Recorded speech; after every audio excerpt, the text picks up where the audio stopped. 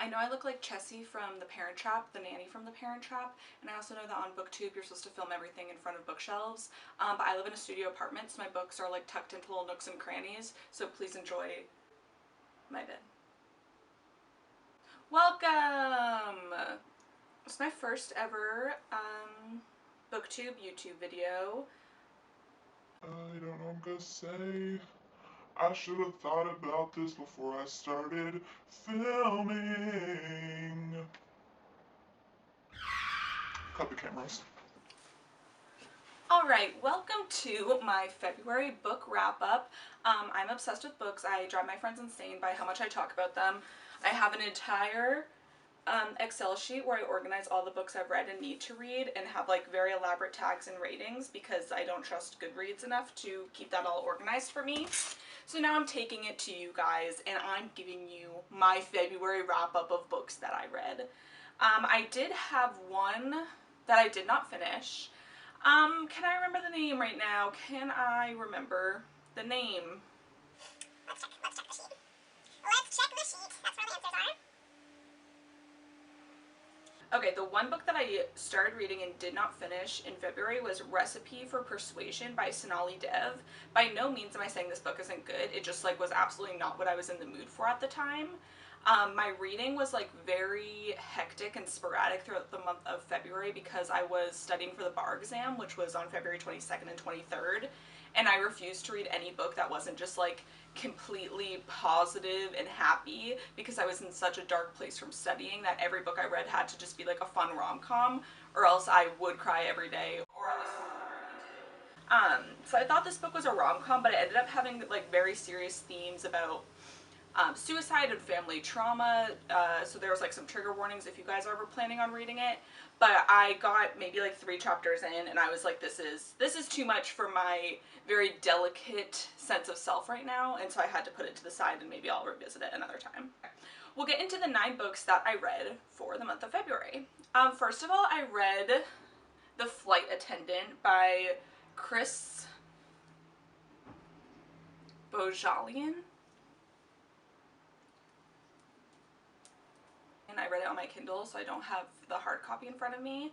But I ended up rating it not very high at all. I didn't like it. I rated it a 3 out of 10 stars. I just thought like it had the potential to be so cool. It's like this murder mystery. They're trash. They're picking up the trash right now. Time out. I should probably tell you the plot. The whole basis of the story is a flight attendant wakes up in a hotel room with a dead body next to her, and she just gets back on her flight like nothing ever happened because she doesn't want to get in trouble, and she's not even sure whether she herself committed the crime because she is an alcoholic and she was drunk the night before. So the entire story kind of just follows trying to figure out how the man was murdered, seeing if any memories come back to her while she's actively being investigated by the FBI. And there's some other themes, like you're trying to figure out whether he's a Russian spy, you're trying to figure out whether he was working with another person who might have been in the hotel room that night. I found it just a little repetitive and boring for something that should have been an interesting topic. They talk about it over and over again. Oh my god, she's so drunk, she's so unreliable, and I just think that was kind of sloppy writing. Like, you can show that through her actions. You don't need to have every single conversation be about how she's a drunk and how she's unreliable. So stuff like that, like, it's nitpicky things, but it kind of bothers me when reading a book, and so I ended up not rating it that highly. The ending definitely could not have been predicted, but I just wasn't invested in getting to the ending. Like, I really didn't care either way. I was like, I don't know who killed him, and maybe I'll find out, maybe I won't. It makes no difference to me. The next book I read was The Gracier by Kim, I don't know how to say it, either Leger if she's French or just Liggett if she isn't. The Gracier. So this follows the story, it's kind of like a dystopian society where all of the girls, once they get their first period, are sent off into an island where they live there for a year. They're surrounded by poachers who want to basically steal their blood because they're convinced that these women are magic. And so it follows the story of a young girl who goes to this island. She's not well liked by many of the girls, and she's kind of dealing with whether she's actually magic and what societal rumors might have been put in place to benefit the males in the society. And I actually ended up liking this way more than I thought I would. I rated it an 8 out of 10. And normally young adult books don't get a very high rating for me just because I am 20, so, oh my, I am 27, so, like, I know that they're young adult books, but sometimes it's just, like, too cringy and distracting for me because it is for young adults. But I didn't find this one this way.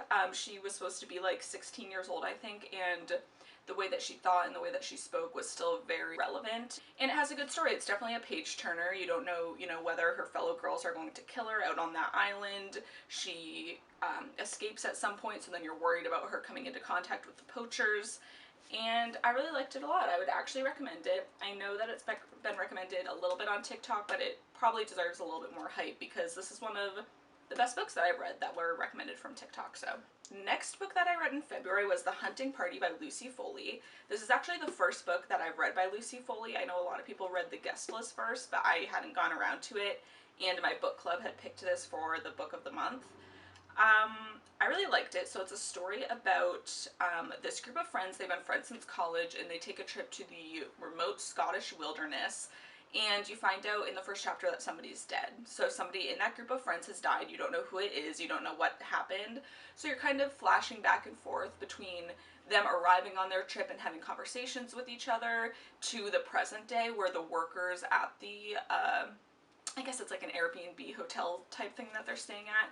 The workers at the Airbnb are trying to kind of investigate and look into the friend group and see who could have killed the unknown victim. I thought the story was really well written, and I'm excited to read other stuff by Lucy Foley after finishing this. I gave it a 7 out of 10 stars. Why did I do that?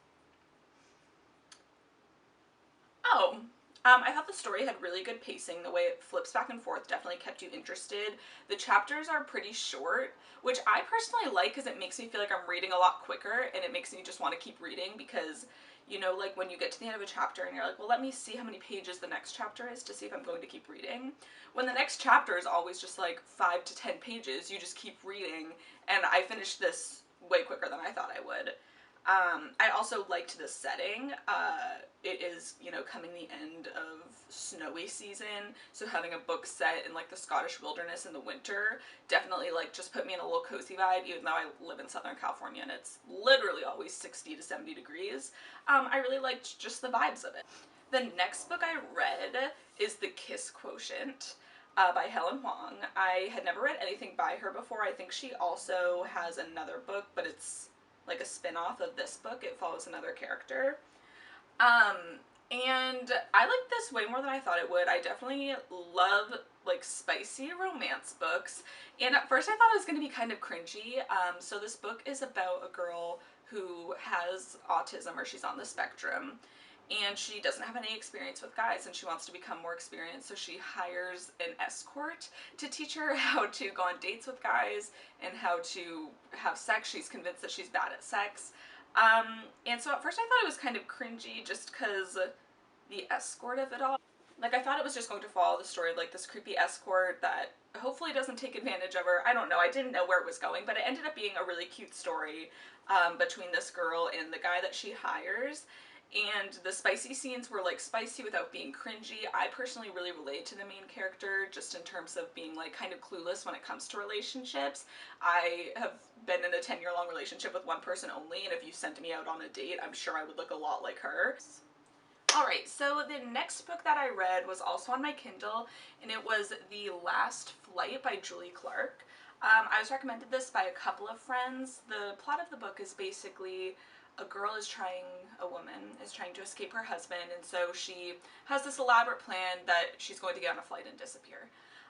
The plan kind of doesn't work, so she just shows up at the airport trying to figure out what to do, where she meets another woman who's also trying to disappear. She doesn't know why, so they switch documents, they switch phones, passports, plane tickets, everything, and get on each other's flights. So the main character ends up getting on a flight to California, and when she lands, she finds out that the plane she was supposed to be on and that stranger is on ended up crashing into the ocean and everyone died. So she lives in this other woman's house because she can't find anywhere else to live. Nobody knows that that woman is dead because it was supposed to be her on the plane. There's no record of that woman being on the plane. So she's kind of trying to figure out what this woman's life was like, why she was running away. There are little clues spread out throughout the home, and it also flashes back to the other woman and what her life was like in California, and you find out she was wrapped up in making drugs for a drug dealer because her dream of becoming a chemist had failed, and this was the only kind of job and work she could get to make money. And so you're flashing back and forth, and I thought it was really well written. It was really interesting, and I don't want to spoil anything at all, but the way it ended actually made me like the book a lot more. Like, I was more on the fence about whether it was one of the better thrillers I had read, but due to how it ended, I gave it a 9 out of 10 stars because I thought it was an unexpected ending that kind of wrapped up the story a lot better than I thought any other ending would have. Alright, the next book that I read, also on my Kindle, was Majesty by Katherine McGee. It is the second book in the American Royals series, which is basically not dystopian because it's not bad. It just basically is an alternative version of America where the British likely won the Revolutionary War, so America has been a... what is it called when there are kings and queens? I was literally a political science major. This is so embarrassing. But basically they created a society much like England where you have a king and a queen, and the power to run the country is... I literally can't think of the word. The power to run the country is given through birth. So it follows the story of this young girl who's going to be the first queen of America because there is no king that is able to take control of the country. I'm like playing it cool, but I'm really just trying to think of this word and I can't. Ah! I'll put it right here once I look it up when editing this. Anyways, This was the second book in the series. I think I kind of liked the first book. Like, it definitely was a page turner. It wasn't like anything super special. And so when I saw my library had the second book available on Kindle to borrow, I was like, you know what? I need happy reads. I need something fun and carefree. So like maybe this will be right up my alley. And I gave it a 5 out of 10 stars. Like, similarly to the last book, I definitely kept turning the pages wanting to know what I found out. But I also like wasn't invested in any of the characters at all, and I'm definitely happy that this is where the story ends. I don't think that she's writing a third book in this realm. So that's all I have to say on that. The next book that I read, also on my Kindle, was My Favorite Half-Night Stand by Christina Lauren. I'm a Christina Lauren stan. I read almost all of her books. I think the first book I read of her last year was... or it's not her, it's a group. So it's these two girls, Christina and Lauren. The first book I read by them was The Unhoneymooners last year, and I was obsessed. I recommend it to so many people, and so this is actually the second book of hers that I've picked up. It follows the story, it's like a friends to lovers story. It's a story of a friend group. They're all professors at this college, and they create dating profiles for each other to try and find dates for this banquet or ball that's coming up at the end of the school year that all the professors are meant to go to because none of them are in serious relationships.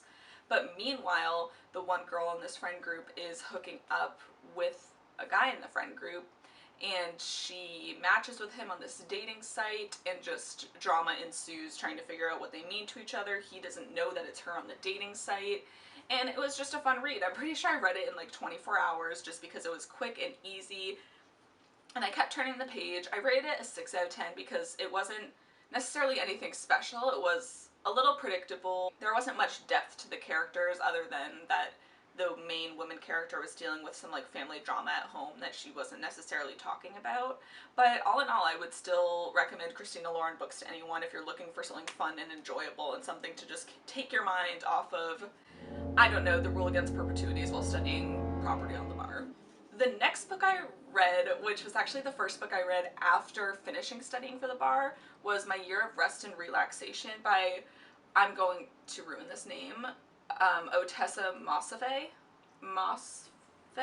Anyways, I read it because I was kind of looking for something a little bit more serious after my entire month of reading just like cheesy rom-com-y books.